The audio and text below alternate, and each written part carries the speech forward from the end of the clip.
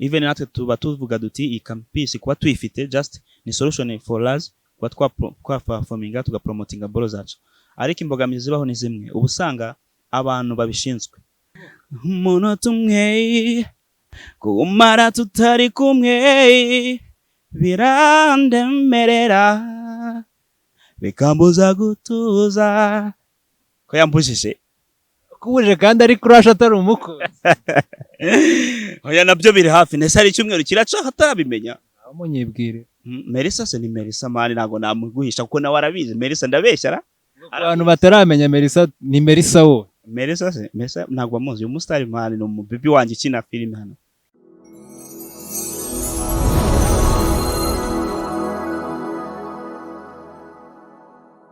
Hey, what's up, our people? You already know this is YOSE TV. Kiganiro ni YOSE Talent Talk. And of course, my name is retired Corporal Jabo, the #1 TV presenter Kwisi Mwanga. L'homme sage, l'homme honnête, l'homme traverse la frontière, l'homme assassine des amours. The real monster, the real predator, Nyendi Simba.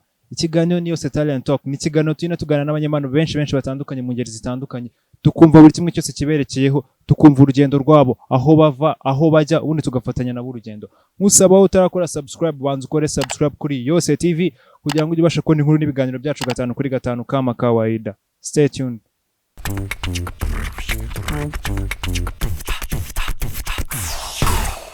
Turi kumwe n'undi mujene kuri kamera za YOSE TV ari kuntu ameze noneho wallahi. Ewan mujene bimeze bite? Ndashaka kutangira wibwira abakurikiye YOSE TV mu buryo bwawe kugira ngo batemye ngo turi kumwe nande ese akora iki. Yo man, wagwan. Meze mte. Meze fresh. Ya n'umuhungu wanyu Brysee. Umusana uririmba injyana ya R&B, even pop music. Nawaze kabisa. Welcome Brysee kuri YOSE TV. Ndashaka noneho winjira uduha kapera bahite bamenya atari ku musaza yanahageze. Yo man. This guy, she's so romantic. Hey, oh she's so romantic. She loves more. Sinezego kwama. Hey, sinezego kwama. She gonna make me crazy. Hey, she gonna make me crazy. Yo man. Brysee, uko bien man. Welcome nanone. Turi kumwe na Brysee muri aka kanya. Brysee imeze bite man? Meze fresh kabisa. Amakuru y'iminsi. Amakuru ni meza cyane. Shaka no twiganire kuri uyu munsi watugendereye tumenye byinshi byerekeye umuziki wawe ubuzima bwawe busanzwe cyane kuri no star. Yeah, thank you. Nanjye ndahari we gonna chill kabisa. No ku bantu abanye bwa mbere Brysee wababwira ko Brysee ari umuntu umeze ute? Sa nk'ubibwira. Brysee ni umuntu uri humble, ni umuntu ukunda jokes. Ni umuntu ukunda gusabana cyane. Kiruta byose agakunda n'Imana. Somehow agakunda n'umuziki nkanawukora kandi nkahorana nawukora. Tugende duhere kuri iyo ndirimbo yawe duhaye makapera yitwa ngo iki twumvise ibintu by'icyongereza ukuntu. Iyi ndirimbo yitwa Crazy. Crazy by Brysee. Yo man, imaze iminsi hanze kabisa ariko yatanze vibes za danje. Ntabwo murazizi kabisa. Nziza koko. Ni song yakozwe na Nox Beat kabisa, Monster Record. Yeah. No Brysee unashaka kwitayibaza Brysee yatangiye kwiyumvamo indirimbo nako impano yo kuba yaririmba ryari bundi. Cyakujemo ryari bimaze igihe kingana iki? Ni ryari watangiye gukora umuziki as professional? Abasani bose akenshi kubera yuko abantu bose barimba mu style ubusanga akenshi baba baratangiye mu makorali. Usanga rero yajya mu masegondera agakomerezaho just ubwo ko bigenda biza akagenda ba professional bikarangira umuziki ugiye mu twese n'irwa rugendo nako dutangira man. Ubu Brysee watangiye ririmbira Imana muri korali sigarimba ngo she's so romantic. Yeah man, until now ndacyarimbira Imana man, nago nayireka kabisa. Brysee nashaka kukubaza nka buri yuko zindirimbo target market yawe bari yure ryo uvuga ati special dedication ku banyeshuri, special dedication ku babyeyi, ku bantu bari muri club, ku bantu wowe wikoze indirimbo ubu ushaka nyine isoko butagetinga niri. Yeah man, urebye ku mwartist ubundi ukora song wayitagetinze uvuga ati iyi irajya hangaha cyangwa izakundwa n'abantu bimeze gutya. So iyo nyene gukora nka song iri bukundwe n'abantu bakuze cyangwa se iri bufashe society nkora gospel. Gospel nazo zirahari buriya men.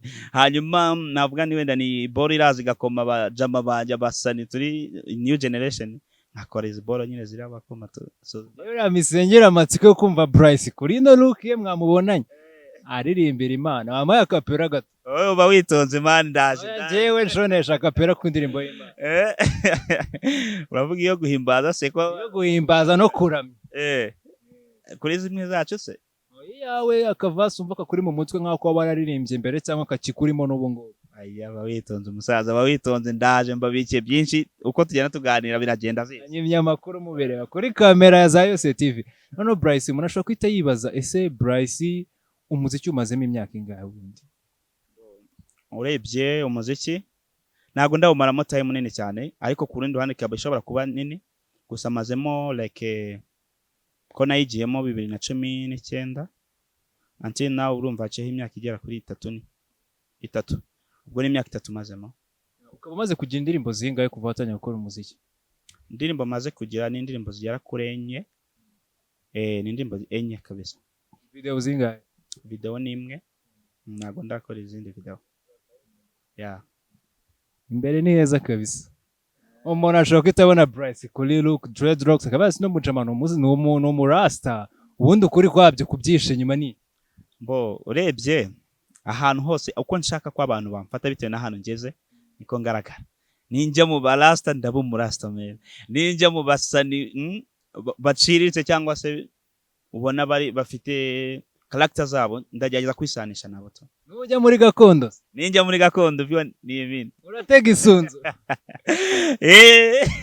nabwo ibintu vuba kabisa n'abantu na Brysee no umuntu ashobora kwita yibaza se kuva watangiye gukora umuziki kuva 2019 kugeza 2022 umaze kugira indirimbo enye nkuko wabitubwiye video ni imwe ubwo wenda twizeye ko hari n'izindi zizaza none ni iki wavuga kigaragara umuziki wawe waba umaze kukugezaho cyangwa ni ahantu wavuga ati umuziki umaze kunyinjiza ahantu ntatekerezaga kuzinjira ahubwo nkaba narageze kubera umuziki ni hehe mbo cyambere navuga ikintu cyambere kinyespera kuba hari ahantu nca abantu bakavuga bati uyu muntu hari ahantu muzi iyo umuntu hari ahantu muzi hari songe yenzi mari ibyo bibora bari special ngo rutwitsa rahise ati uyu mujama turani wa Brysee turani Brysee kabisa ibyo bintu ni abasitari benshi bakunda kugira fame ugasanga rimwe na rimwe akoze umuzigo abantu barawukunze ugasanga n'abangavu batangiye kumwegera byo byakubaho mana ngo mwanga baza kubwira ati musore nakunze ibihangano byawe atanaretse kuvuga nako ashobora kuba nagukunda nabyo bijya biba ako se jabo ko numva ushaka kumenesha yose man yavuga bayamenye tuba tugomba kubamenya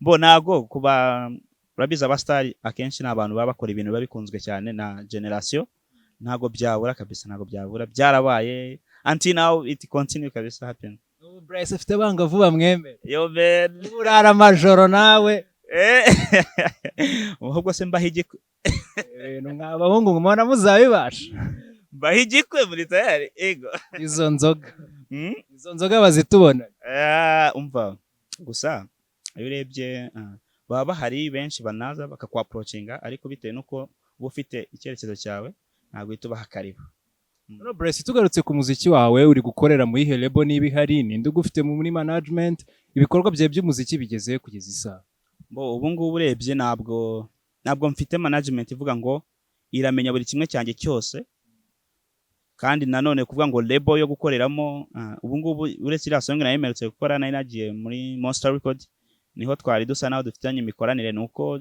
ishuri risa nirizitira umuntu bigatuma tudakomeza ariko dufite izindi project dusa naho turi gutunganya tubigarutse ibintu by'ishuri ese kuri wowe ubona atari imbogamizi zikomeye kuba ukora umuziki ukora music ariko unabivanga n'ishuri ubona atari imbogamizi wenda zishobora kuba zikurimita kuba wagera kure hashoboka urebye kubera yuko umuntu akiri na secondaire yarabikoraga kandi agatsinda ugaperforming ukagira gutaba peti bose bakaba bari hejuru ati Brysee ariko bigatuma ugira ute ntitwatsinzwe twaratsinze iyi ngiyi rero aba ari yo market yawe ya mbere kabisa kuba uri muri kaminuza niyo FM ya mbere iragufasha guhita boostinga hanze kabisa amakuru namenye bucece nuko muri no kaminuza harimo n'abana benshi kandi bashaka bakunda umuziki wabona Brysee ngo dore wa mujene n'iki ayo makuru nanjye njya nyumva ariko ntacyo nshaka kuyavuga kubite nk'umurongo umwe ariko kuvuye ku mutima yo man nk'umurongo umwe akavasi kamwe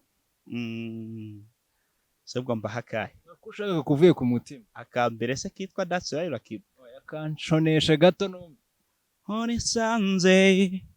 nisanze ndi murukundo nawe nta mbaraga nabona zo kukureka orebererere oya simbona amakosa oya nge sinzi icyo wamaye oya sinzi aho zava izatuma yankusezeraho that's why that's why I will never let you go never let you go never let you go never let you go na na na na yewe special dedication to all the queens out there. Uyu musaza batuye akavasi keza akomeye cyane. Hano Brysee ndashaka noneho umbwire uri muri aka karere tugusanzemo aho ukurikirana ibikorwa byawe by'ishuri n'umuziki wawe kandi bitakuje no kuba icyamamare uri umuhanzi n'ibiki ndagira ngo umbwire weekend yawe nk'umustar muri aka karere biteye ite nyuma y'ubuzima bw'ishuri weekend yawe biteye ite? Mbo urebye kuko weekend itangira Friday always buri Friday iyo mvuye muri class nta kindi kintu nkora urebye iyo na time nini hari I mean iyo na occupation yindi hari njya gutangira Sabato ndi n'umudivantiste kabisa urasenga windani utanga icyacumi kiratanga bro uba nawe si umuganda ngo wagiye mu Sabato ubakumve amen hanyuma then Saturday mu gitondo bari kwitegura nkajya church navayo ikigoroba from 6 p.m. mitanangira sport then on Sunday ikintu nkora bari practice mu buryo bwo gukora ijwi nayo urabyumva nyine niyo mpamvu nyine akajwe numva kakirimo of course urumva ari buri umuntu wiyemeje kurimba live fresh ugomba gutegura cyane wiga mu karere gasa nkaho kari kure y'umujyi ari naho kurikiranira umuziki wawe muri aka kanya ntabwo ubona nk'imbogamizi ku iterambere ry'umuziki wawe cyane ko ibyo bitaramo utabyitabira wenda n'ibyo biraka bindi nabyo ukaba utabasha kwibona ahangaha nk'uko wabibona uri mu mujyi Jabo ntabwo byakabaye imbogamizi ubundi ntabwo byakabaye imbogamizi ahubwo cyakaba ari nk'igisubizo ku buri musani wese wiga mu hano even natwe tuba tuvuga duti iyi campus kuba tuyifite just ni solution for us kuba performinga tugapromotinga bolo zacu ariko imbogamizi zibaho ni zimwe ubu usanga abantu bashinzwe kuba badusabira iyo sale bashinzwe kuba badusabira ibyo bitaramo iyo permission yo kuba baduheza initiative usanga ni ikibazo ntabwo bo mbese ntabwo bari motive nabyo ntabwo barimo barashyamo ingufu cyane ngo babikore bikanguke duhore tubona izo show niba bibaye nibura one times per week cyangwa se per 2 weeks cyangwa se per month ariko tumenye ko ari ikintu kigirute gihoraho turabaza kugira performing song twakoze ibaze kuba hano harimo abasani barenga 10 bose ariko tukatudabona ibyo bitaramo kandi bose baba bari hinga bakora ikindi wenda ahangaha niho hantu hambere umuntu avuga ngo akwiye FM yagera hanze kam promoting ni gute ya promoting bolo ziwe atabonye ahantu ari bwerekanire cyangwa se yerekane ubushobozi bwiwe icyo twabasaba rero ni kimwe nabo ndakeka bari kutwumva nibagerageze badutegurira iki ibitaramo bishoboka wenda ntabwo twavuga yuko wenda imbogamizi zo gutegura zishobora kubaho ariko nibagerageze nabo bagerageze nibura buri kwese tujye tubona igitaramo reba nk'ubu ngubu aba bapetu bo mu wa mbere baraje kandi tuba tugomba gutegura iki igitaramo cyo kubakira ako think ko kugezana n'ubwo tutarabakira kandi ibyo ni ibintu biba buri campus kandi akaba ari na promotion tubonye nibagerageze nibura abashyemi ingufu kabisa birumvikana ubwo abo bireba nabo mu byibandeho aba basitari bacu muri kaminuza tubone bazamuka bubaka izina bagere kure nk'uko babyifuza noneho Brysee tuvuye kuri ibyo ngibyo wenda ndashaka kunyibwirire ku buzima bwawe bw'urukundo Brysee ugira umukunzi cyangwa ni za crush za hato na hato zihora zibunzabunza nese umusaza ajya tumena umuceri saka kanya ni pirawo babimenye ariko sundi n'umuzi abakurikiye yose TV bamumenye hari umuntu utaramumenya nyihererana babwire bose oyo urana wakabaye wari umuzi nta muntu utamuzi hano umuntu wanjye yibukiriza akazina uriyaze buse tumuvuge ko yambujije kubuje kandi ari crush atari umukunzi oya nabyo biri hafi nese hari icyumweru kiraca hatarabimenya amunyibwire Melissa se ni Melissa mani nago namuguhisha kuko nawe arabizi Melissa ndabeshyara abantu bataramenya Melissa ni Melissa wo Melissa nagwa muzi umustar mani no mubibi wanje kina filme hano Melissa ukina filme Melissa aho uri urabyumva urabizi ko Brysee ari crush mubaza ni ibinazi reka mubaza cima impaka ziki se ko nawe abizi kari mu baby wanje ubu muzanya no mu kiganiro wabisubiramo ntabisubiramo nazwa ari cyahubwo niba ari umutipe uri mubwira uti wapi yarayobye. hano mukurikiye yose TV show itaha ni Melissa na Brysee mbaye mbararitse. Oya baby nuwaje mari Melissa arabizi kabisa. No Brysee ndagira ngo nkubaze ninde muntu waba arakwenspiye gukora umuziki muri ubu buzima bwawe? Mbo umuntu waba aranyespeye ubundi uko bisa kose buri muntu akunda umuziki bitewe n'ikintu yirefeho. Ngiye rero nakoze nkunda umusaza Melody umuyuhu rwose uri hariya kinyose kabisa aravuze ati uyu musaza niwe wanyespeye ndavuga ni just rekana. Indirimbo ye waba arakundaga se muri cyo? Zira boro ze za kera mane, zira boro zari zifite umwimerere, hari nka boro bitaga ntundize mane. Ira boro ni sawa byada. Weho gatoya tangira gute harya jabo. Niwe ni waririmbyeho. Yuhu! Umunota umwe kumara tutari kumwe birandemerera bikambuza gutuza mumeze. Aya rakoze. Melody niwe wakuze wenspira ndakeka rero mpamvu ushobora kuba rahisemo gufata umuziki wawe ukawukora mu njyana ya R&B. niyo mpamvu kabisa uretse ko nagiye mfata n'abandi bo hanze like Justin Derulo na Justin Bieber n'abantu barimbaga rwani bikera zimeze fresh genda mbahuza mbona nanjye ngiye nkora ikintu nk'icyo cyavamo ikintu kandi bakagikunda natangiye kubona umusaruro. Nuko urabahuza bavamo Brysee umusore gitangaza igikanu cy'imfizi ako kantu nako gikongeraho. Brysee ndagira ngo muri aka kanya wibutse abantu bakunda umuziki wawe bakurikirana umuziki wawe social platforms ukoresha ese ni hehe bakura ibihangano byawe byose ubibabwireho.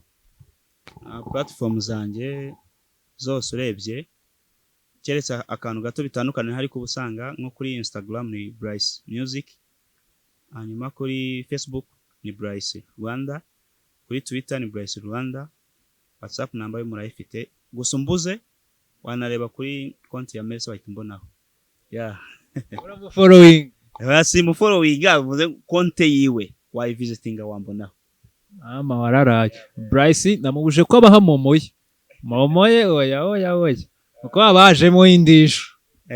Oya nayo buriya abantu nibatangira kujya bandemera tuzagatangana ibikorwa bizagabura. Of course impano iragabura. Yo man ayo makuru yakoresha. I'm gonna do that. No Brysee genera abafana bawe abakunda umuziki wawe abana bato bagitangira umuziki gisanga ubagenera message babigenza gute bakurikira iki? Mbo urebye uyu muziki ukuntu wo mu Rwanda wabaye warahindutse. Mbere wabaga ufite talent bikaba bihagije ariko ubu birasaba talent na cash kabisa. Ubwo birasaba ngo wihiringe kabisa ariko ufite n'ikintu cyo gupromotinga boro wakoze. Nicyo ngicyo kora ikintu cyiza ariko ufite nakandi kantu kurandi ko kugipushinga. Ntucike intege wo komeza ukore nago wavuka ngo itugenda nawe urabyumva. Bizatwara time nini ariko bizakunda kabisa. Harya wowe urifasha cyangwa ufite ibirombe? Njyewe kanceceke. Nabibonye yambaye shene yambaye isaha nyangwa mwabibonye ibyo birombe. Urashaka kuneza abantu wowe iriya nzu bariraremo. Brysee banza arara hejuru y'imishandiko y'amafaranga. Oya ntacyo nshaka kubitangaza. Amakuru ndayimanye. Brysee turagushimiye cyane wakoze kwitabira kuri kamera ya Yose TV. Bakeka n'ubutani tugukenera uzaza. Nzaza cyane kabisa kandi mwakoze cyane. So talented man. Thank you. Big bro. Thank you for coming. Iyi ni Yose TV. Komeza udukurikirane ukore subscribe, like and share. Iterambere ryacu turikesha mwebwe. Stay tuned.